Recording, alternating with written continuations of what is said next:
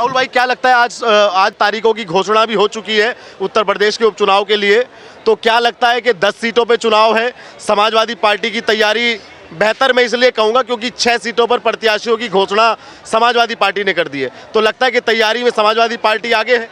कोई तैयारियों में आगे नहीं है। मैं तो सारे भारत के तमाम हिंदुओं से अपील करता हूं, तमाम जातियों के लोगों से अपील करता हूं कि जो जातियों का एजेंडा इन नेताओं ने अपनी रोटियां सेकने के लिए बनाया है, इसको जूता मार दो। जातियां अगर होती तो प्रभु श्री राम केवट के पैर धो करके नहीं पीते, शबरी के झूठे बेर नहीं खाते। मुगल जो होते हैं वो ये कहते हैं पहले दलितों को धर्म बदलवाओ, फिर एससी का बदलवाओ, फिर ब्राह्मण का बदलाओ। उन्होंने ऐसा नहीं कहा, उन्होंने कहा हिंदुओं का धर्म बदलो। ठीक है, उसके बाद अंग्रेज आ गए, अंग्रेजों ने ये नहीं कहा दलितों पर राज करो, एससी पे राज करो, एसटी पे, तमाम हिंदुस्तान पे राज करो। उसके बाद जब नेताओं की रोटियां नहीं गली, बाबा साहब भीमराव अंबेडकर जी ने संविधान रचा, सबको बराबर का दर्जा दिया, जीने का राइट दिया। उस जीने के राइट को हम फिर भी कहां खोते रहे, क्योंकि इन नेताओं ने बता दिया तू एससी है, तू एसटी है, तू ओबीसी है। संत रविदास जी की जयंतियां है, पूरे भारत को मनानी चाहिए। वाल्मीकि जयंतियां है, पूरे भारत को मनानी चाहिए। महर्षि वेद व्यास जी की जयंतियां है, सभी को होना चाहिए। ये एससी एसटी ओबीसी में आते थे। अगर ये एससी एसटी ओबीसी दिवाली बना सकते हैं, दशहरा मना सकते हैं, होली मना सकते हैं, तो हमें किस पागल ने काटा कि हम इन नेताओं के चक्कर में आके अपने ही भाईचारे के अंदर दरारें पैदा करें। जिस दिन ये हिंदू एक हो गया, ये भागते नजर आएंगे। 1947 के अंदर बंटवारा हुआ था तो 50% मुस्लिम 50% हिंदू थोड़ी ना था, वो 25% थे, 75% हम थे। लेकिन उनकी एकता ने उनको पाकिस्तान दिला दिया, हमारी एकता ने हमें हिंदू राष्ट्र नहीं दिलाया, एक पीसफुल देश नहीं दिलाया, एक शांति प्रिय देश नहीं दिलाया। हम उस समय भी जल रहे थे, मुगलों के टाइम, अंग्रेजों के टाइम, और आज भी हम जल रहे हैं। शांति से अगर कोई समुदाय रह पा रहा है तो मुझे उसका प्रूफ बता दो। ये दंगे, ये मूर्तियां तोड़ना, ये पेशाब वाला पिलाना, थूका हुआ खिलाना, ये नहीं होता।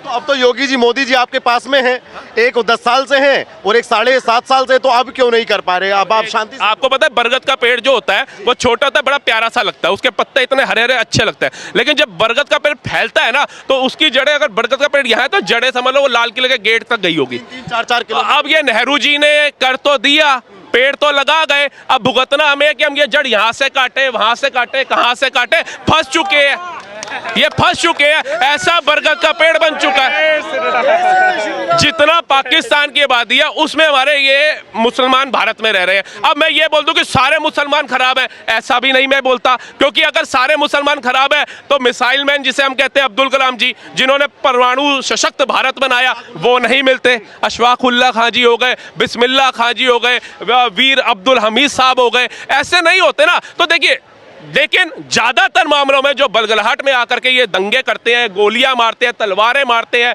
ये जिहादों में फंस जाते हैं ना, इनके माँ बाप को चाहिए अच्छी शिक्षा दो, अच्छे संस्कार दो, इनको एक अच्छी परवरिश दो, ताकि ये अपना भविष्य देखें। ये धर्म वरम सब, अब हमारे पूर्वजों ने धर्म देखा होगा, ऐसा तो है नहीं मुसलमानों के पूर्वजों ने देखा, उन्होंने भी देखा होगा, लेकिन आज वो इस चीज को देखने लायक है। उनके कार्यकाल में साइकिल भी नहीं होगी, लेकिन अगर आज वो जिंदा होते, झगड़ों में नहीं मारे जाते, तो गाड़ी में घूम रहे होते। लेकिन सिर्फ कोई जिहाद लाओ, किसी का भी कुछ बोल दिया, धर्म पे मार दो। ये हिंदू देवी देवताओं की मुरादें, तुम अपना देखो ना, तुम्हारे पूजनीय है भगवान ना, तुम उनको पूजो। अब हिंदू देवता चाहे भोलेनाथ हो, चाहे माता शेरावाली हो, चाहे हनुमान जी हो, वो पूजनीय है नहीं है, वो हम देखेंगे। वो हमारा धर्म बता रहा है, आपका नहीं कह रहा। आपका धर्म अलग है, आप उसमें जियो। हमने आपको प्रेशराइज नहीं किया कि आप नहीं ईदगाह छोड़ करके मंदिर के अंदर आओ, मंदिर के अंदर आओ, नहीं।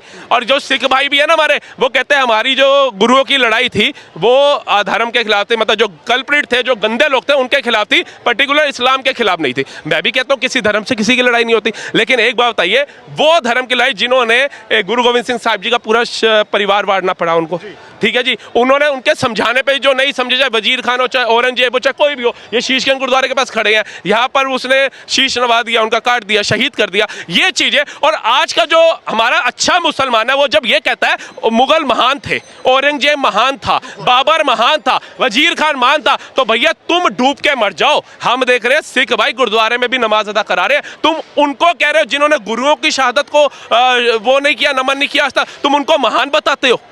कम से कम आज की नई पीढ़ी हो तुम भी, ऐसा नहीं है तुम्हारी सोच पुरानी है। अगर हम भी आज की पीढ़ी है, आप भी आज की पीढ़ी हो, आगे बढ़ो, ये पुरानी नफरतों को खत्म कर दो। जी, मेरा एक सवाल आपसे ये कि महाराष्ट्र में भी चुनाव है विधानसभा के, और उसके बाद में झारखंड में भी चुनाव है विधानसभा के, लेकिन उससे ज्यादा चर्चा और उससे ज्यादा इंटरेस्ट लोगों का उत्तर प्रदेश में उपचुनाव के लिए है। जबकि विधानसभा चुनाव बड़े होते हैं, उपचुनाव थोड़ा छोटे होते हैं, तो उपचुनाव में रुचि क्यों लोगों? लोगों की रुचि इसलिए है ना कि उनको समझ आ गया भैया 36 सीटें दी, ये सोचा विपक्ष मजबूत होना चाहिए। विपक्ष तो मजबूत हुआ नहीं, संविधान खतरे में, संविधान करते में करके SC ST OBC दलितों के वोट हमने बतोड़ लिए, 8500 का लालच भी दे दिया, लेकिन ना उनको 8500 तो मिला नहीं, लेकिन उनकी बहन बेटियों की आबरू लुटती हुई उन्होंने देख ली। 12 साल की दलित बच्ची, तुम दलितों के मसीहा बन के उतरे थे कि मोदी सरकार तानाशाह सरकार है, संविधान खत्म कर देगी बाबा साहब का, उनको बलगलाया, उनकी मासूमियत कह लो, उसका फायदा उठाया, ले गए और चोड़े ऐसे हो गए, 2 लड़कों की जोड़ी कमाल कर गई। लेकिन जनता बेवकूफ थोड़ी ना यार, जनता अगर बेवकूफ है तो बताओ ये 2 लड़कों की जोड़ी यूपी में कमाल कर पाई, यूपी से सटा हुआ उत्तराखंड है वहां कमाल नहीं कर पाई, हरियाणा में नहीं कमाल कर पाई, MP में नहीं कर पाई, वो दिल्ली में कमाल नहीं कर पाई, जो सटे सटे है 2 लड़कों की जोड़ी कमाल कर गई। बेवकूफ बनाना आसान है। जिस दिन यूपी की जनता खास तौर, आज 36 बिरादरी एक हो गई ना, दिखा दिया उन्होंने कि भैया मेरा दलित से मनमुटाव हो सकता है, मेरा SC ST से मनमुटाव हो सकता है, मेरा ब्राह्मण से मनमुटाव हो सकता है, लेकिन ये मनमुटाव के चक्कर में मैं ऐसे गद्दारों को हरियाणा की सत्ता नहीं दे दूंगा कि मेरा हरियाणा भी दूसरा बंगाल बनने की कगार पे आ जाए। नहीं, उत्तर प्रदेश में फिर क्या होगा? उत्तर प्रदेश में योगी योगी होगा। जब पूरे भारत में योगी योगी मोदी मोदी हो रहा है तो उत्तर प्रदेश क्या अलग है भारत से? अरे तो 37 सीटें तो अखिलेश यादव समाजवादी पार्टी ने पाई। कोई नहीं, कहते हैं छोटा बच्चा होता है ना, कई बार जिद करता है, उसकी खुशी के लिए ना एक गुब्बारा ले देते हैं, अब वो उस गुब्बारे को हवा में उड़ा देता है या पिन मार के फोड़ देता है, या जनता देखती है कि भाई ये गुब्बारे का इस्तेमाल कैसे कर रहा है। अब जनता ने देखा 36 सीटें ली, 36 सीट लेते ही 1 महीने के अंदर 12 साल की बच्ची से बलात्कार होता है। एक मोहित खान, ठीक है जी, उसके बाद उसका, अच्छा वो मोहित खान को देखो, उसने बलात्कार किया, उसको इतनी शर्म नहीं आई, बुढ़े को बच्चे नौकर से भी बलात्कार, और कितनों से कराया उसने, मतलब 12 साल की बच्ची। आप समझ सकते हैं अखिलेश यादव जी जब बोले ना कि DNA टेस्ट कराओ, मुझे कसम से इतना गुस्सा आया ना कि वो अपने आप को हिंदू कहते हैं, वो वाइफ है, उनकी शादीशुदा इंसान है। जब एक स्त्री के साथ संबंध बनाए जाते हैं ना, पता चलना चाहिए उनको कि कितनी पीड़ा होती है उस स्त्री को, और वो 12 साल की बच्ची पे बोल रहे हैं कि DNA कराओ। जब बच्ची के परिवार ने, बच्ची ने बोला ना कि ये मेरा दोषी है, उनको DNA का नहीं बोलना चाहिए, जूता उठा के वहीं पे सर कलम कर देना चाहिए था उसका। राहुल भाई, मोहित खान की मैं एक बात और करूंगा कि आज तक वो नगर का अध्यक्ष है समाजवादी पार्टी की तरफ से, उसकी पोस्ट बादस्तूर जारी है, तो क्या अखिलेश यादव को हटा देना चाहिए था? एक मैसेज पोस्ट था।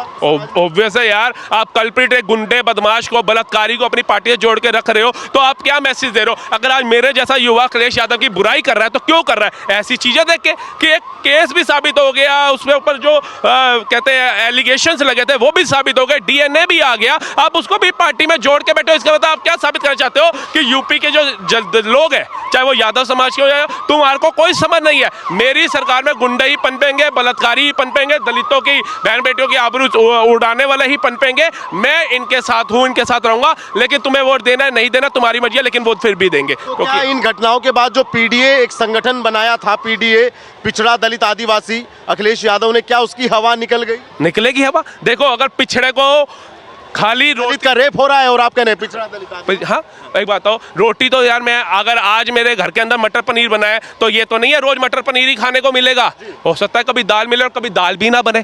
तो ये SC ST OBC को ये सोचना पड़ेगा कि आप जाति धर्म से भारत हो। 1947 के बाद ऑलमोस्ट ज्यादातर लोग पाकिस्तान से ही भारत आए थे, सबके बाप दादों की प्रॉपर्टियां नहीं थी। ये मार्केट भी है ना, उस समय 200-300 रुपए की मिल गई होगी, जो आज करोड़ों रुपए की है। मकान जो हमारे को उस समय 500-1000 में मिला होगा, आज करोड़ों के हो गए। तो ये मेहनत है, ऐसे बाप दादों ने हमारे पाकिस्तान में भी महल खड़े किए थे हमारे लिए, लेकिन वो हमारे रहे नहीं रहे, वही छोड़ना पड़ा। तो ऐसे ही यहाँ ना छोड़ना पड़े, चाहे किसान हो, चाहे SC हो, SC हो, OBC हो, दलित हो, अति पिछड़ा हो। अगर आप चाहते हो ये आपकी बाप दादों की जो जमीनें हैं ये यहीं छोड़ के ना भागना पड़े तो एक हो जाओ। उस एक का नारा नरेंद्र मोदी जी ने दिया था जब हमारी द्रौपदी मुर्मू जी राम मंदिर के गर्भगृह में दर्शन करके आई थी। दलितों को जो ये कहते थे ना कांग्रेसी की राष्ट्रपति को नहीं जाने दिया, तमाचा वहीं मार दिया गया था कि ये 2014 के बाद का नया भारत है, या छुआछूत SC ST OBC नहीं होता है, या सबका साथ सबका विकास होता है। कुछ लोग कह रहे हैं कि बटोगे तो कटोगे, इस नारे ने भी थोड़ा जहर घोलने का काम किया उत्तर प्रदेश की फिजाओं में। इसमें कोई झूठ नहीं बोला गया, जहां जहां बटे वहां वहां कटे हैं। कई राज्य ऐसे हैं, पढ़ी लिखी पीढ़ी है, आज के युवा पढ़े लिखे हैं, समझते हैं, और जो युवा पढ़े लिखे हैं वो अपने माँ बाप को भी समझाते हैं कि दादा परदादा का जो काल था कांग्रेस का कि मेरे दादे ने दिया, मेरे परदादे ने दिया, मेरे बाप ने दिया तो मैं भी दूंगा, ये बदलता भारत है। इसके अंदर उनको मत दो जो 1949 से 1999 तक एक ही एम्स बना करके रोते रहे, हमने एम्स दिया, हमने एम्स दिया, हमने एम्स दिया। अटल जी आ गए, 6 दे दिए तो लोगों का इलाज होना शुरू हो गया। तो बेवकूफ बनाने की राजनीति इनकी शुरू से रही है, और आज भी दे रहे हैं। ये तो मैं धन्यवाद करता हूँ हरियाणा की, क्योंकि अगर हरियाणा की जनता धोखा दे जाती ना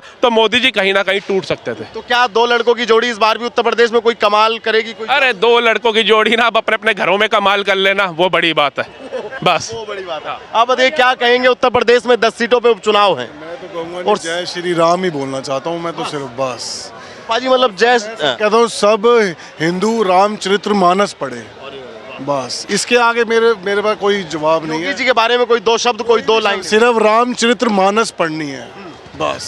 योगी जी बढ़िया शासक हैं, प्रशासक। दो एक चीज है, रामचरित्र मानस पढ़नी है। तुम बताओ भाई, क्या नाम है तुम्हारा? तुम बताओ यार। नहीं सर, थैंक यू। तो तमाम लोगों की राय आपने सुनी, और आप भी वीडियो पे अपनी राय रखिएगा, और चैनल पर नए आए हैं तो चैनल को सब्सक्राइब कीजिएगा। धन्यवाद।